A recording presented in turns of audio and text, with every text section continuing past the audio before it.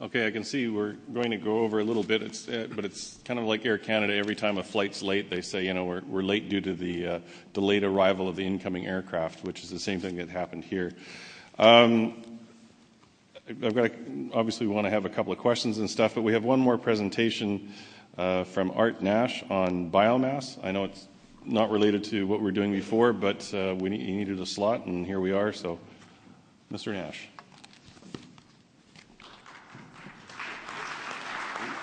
Thank you.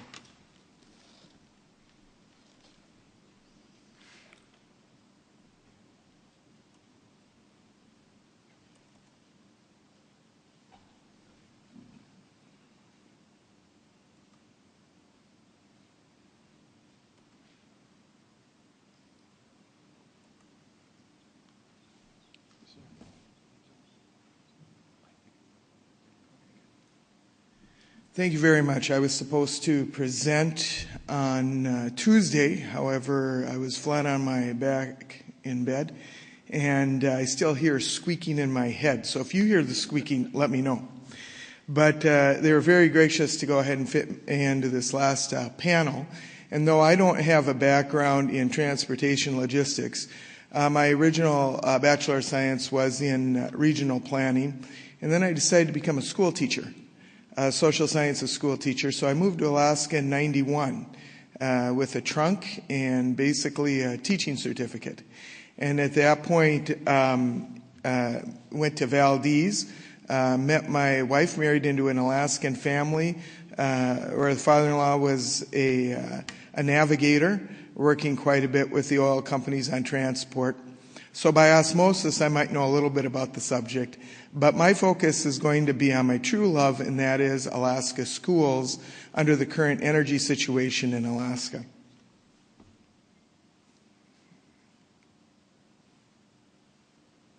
So I don't really know who's been in the other presentations about Alaska or not. I'm going to cover just several maps and just do a very fast survey so you know the situation when it comes to schools. So in Alaska, the northern part here, the North Slope, is mostly tundra. And you have some renewables in this area, mostly wind, renewable energy. But mostly they're run by diesel powerhouses that have about a 30 to 40% efficiency. And you also have then along this west coast a lot of very strong intermittent winds. And so the model seems to be to go ahead and put up wind turbines to go ahead and offset the diesel usage. However, as was described, there's difficulty sometimes with management of diesel. There's also with wind.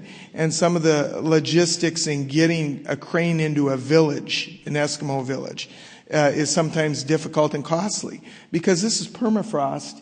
And to put up a 60-foot tower, you might have to go down 40 foot and create a bed of gravel and build up. Extremely costly. Now, in the interior of Alaska, where we're known as a dry Arctic desert, we can get down to 50 degrees minus Celsius. And we live in an area where a lot of the navigation that's gone on in the past has been down the Tanana and the Yukon River, and I'll speak briefly about that when covering the case study of one of the schools. This is a much more temperate marine climate, Anchorage and Valdez. And down here we actually have what's known as boreal rainforest in southeast Alaska. It's a state with a lot of different climes, a lot of different conditions, and different types of building. Therefore, our energy uses are different in different locations. So, I started to study and did an inventory of those school districts that decided to use some form of renewable. All school districts probably were using natural gas in the south central areas such as Anchorage, and many were using fuel oil. But some have decided to go, about a third of the districts have decided to go with some type of renewable as a supplement. And this may be for teaching purposes of students. Hey, we put up a windmill. Yeah, it doesn't add that much, but the kids get to see what renewables are about. In some cases, it's a vital component so that they can go ahead and save money on energy and actually be able to keep their teachers paid, and they don't have to cut staff when other prices rise. So in the Midwest, I spoke with a superintendent once, and I said, are you interested in pitching in with the university and the city on a wind turbine? You can save quite a bit of money. And he looked at me and said, I'm a superintendent. My job is to keep teachers going and certified in the schools. I'm not a plant manager. And because of the extreme costs and conditions in Alaska, superintendents end up wearing a whole lot of different hats, as you'll see by the time the presentation is done. And there's a lot more liberalness of mind. So Alaska has 43 school districts that are heavily dependent upon, for the most part, monies from the state to operate. And that is because many of the rural communities, like Alcan and others, operate off subsistence economies and not a cash economy to a good degree. Therefore, there's no tax base to levy the locals for money for education. And that means also that a lot of the schools get on a list from the state and they defer maintenance for a long time, and then when their name comes up, they get funded for a school. Very costly in many of the remote places where it's only accessible, maybe by boat, but certainly only by airplane, to get materials out. So what schools tend to do is when they come up on this list of deferred maintenance, or they're going to build a new school because the old one's shot, they'll start to look at these opportunities of maybe melding in some renewables.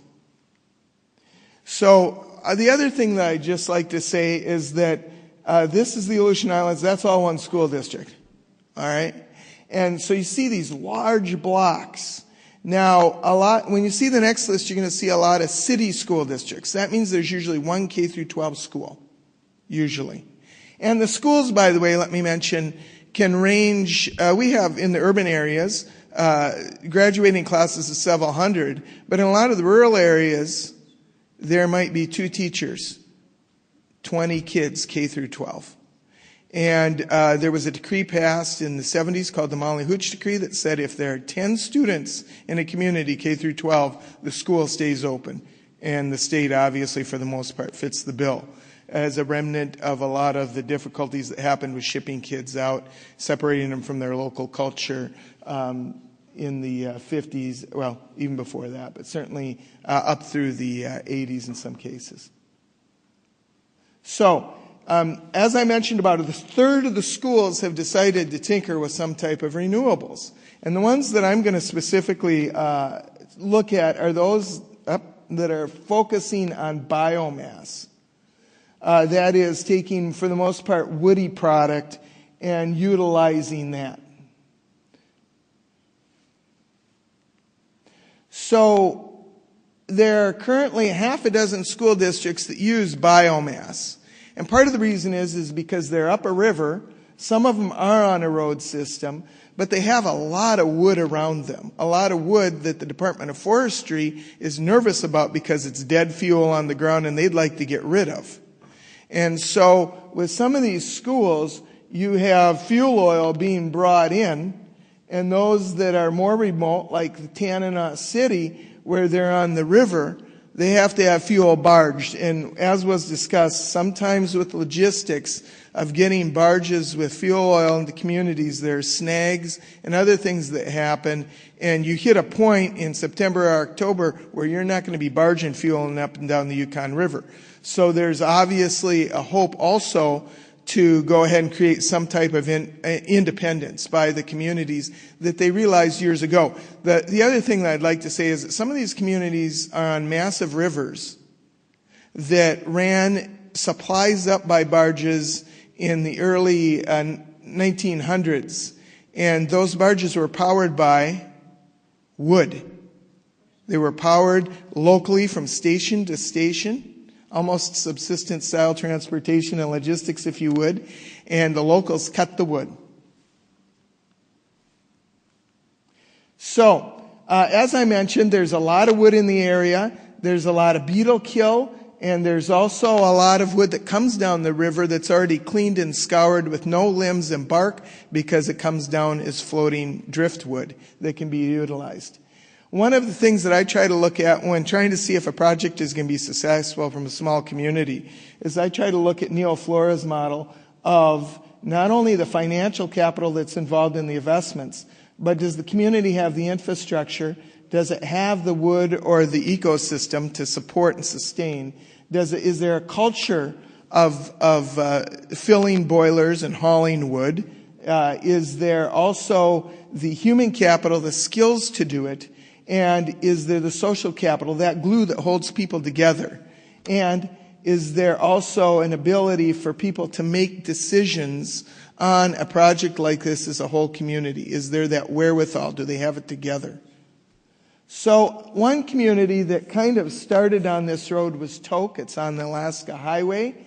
And they were surrounded by wood and almost burned the school down in 2004. And therefore, Department of Forestry spent a whole lot of money fighting that fire and created a buffer. And at that point, they realized they were going to need to do more. So the idea was, why not take the wood, where often it gets 50 below here Celsius? Why not create a boiler house? Why not take the entire tree, roots, limbs, everything, put it through a chipper, dump the chips into the skating rink, and then go ahead and heat the school with it? Well, this school has even gone further. So they basically were using $350,000 for utilities, $300,000 for fuel. They're now able, by using wood, they've cut their costs in half with those two utilizations. And now they're one of only 2 school districts in the nation that, alongside the boiler that creates space heat, they're also creating steam for electricity and creating their own electricity. And they received a mere $4 million from the legislature and the Alaska Energy Authority to do this. Now, I won't go through all the details. You can always ask me for the slideshow. I want to say that they have so much heat now that even at 40 below, they have to go ahead and drill holes in the side of the powerhouse. So they're going to start to create greenhouses. And here's why. 5% of all the food, at most in Alaska, that's consumed comes from within Alaska. If there's an earthquake like the 64, and we get disrupted from shipping from Seattle, we have 3 days, it's been predicted, 3 days of foodstuffs. And we have almost no ag left in Alaska. So this is big. The school uses $28,000 a year to basically bring in produce. Now they can grow their own. So this is about community sustainability. Here I merely have gone through the particular community of Tok and analyzed it through those different capitals that I talked about on getting a community development project together. And I would say that in general, in some cases biomass may have already been, in some of these cases, started by the city. Some of these towns or these villages have a washateria where everybody does their laundry because they don't have running water maybe, or it's poor running. And so the city would experiment, then it would try with the school. In Tok's situation, they started at the school. They had a proactive bush superintendent who knew how to go ahead and get things done. In addition to that, the former usage in all the cases of the schools was diesel, except for one case they used propane to displace that with wood boilers. And in one case in Tok, they were talking about from the school then doing central heating and electricity to the other communities. So we looked at all the communities that had boilers or were going towards boilers from 2002 to 2013, over 100 communities. I went ahead and pulled the information about the school districts. And I guess one of the big lessons that was learned is that you have to have a community champion who believes in biomass to help to convince folks. It's a lot easier to pay $5 a gallon for fuel oil and hit the controls and let it run and walk away than it is to go ahead and have somebody always feeding the boiler, if it's logwood, or possibly getting unclogged augers if it's pellet or chips. However, I'll tell you this. At $5 a gallon fuel oil, okay, and $250 a gallon for pellets, or $50 a gallon, all right, for wood chips, the BTUs, you get at least 2 to 4 times as many BTUs out of the wood than you do out of the oil. So there's a little more work involved, and you need someone to kind of help with the mindset change. I'd like to thank finally Alaska Center for Energy and Power, Dr. Wong. She worked with me on creating this inventory of all the biomass projects of which we were able to usurp some of this information. Thank you for the opportunity to share.